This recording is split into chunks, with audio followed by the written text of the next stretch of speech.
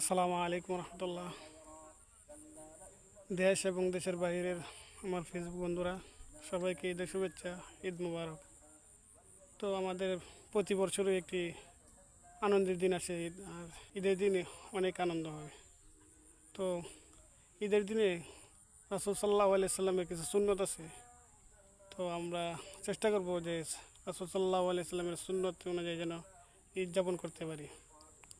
তো ঈদের দিনের কিছু সুন্নত হলো যে ঈদের দিন অন্য অন্য দিনের তুলনায় ভোরে ওঠা এবং মেসওয়াক করা, গোসল করা, উত্তম পোশাক পরিধান করা, খুশবু ব্যবহার করা এবং ঈদের দিনে ঈদগাহে যাওয়ার আগে কিছু মিষ্টি জাতীয় খাবার খাওয়া এবং ঈদের গাহে পায়ে হেঁটে যাওয়া, ঈদগাহে ঈদের নামাজ আদায় করা, ঈদের যাওয়ার সময় তাকবীর বলতে বলতে যাওয়া। তাকবীরটা হলো আল্লাহু আকবার লা ইলাহা ইল্লাল্লাহু আল্লাহু আকবার ওয়ালিল্লাহিল হামদ।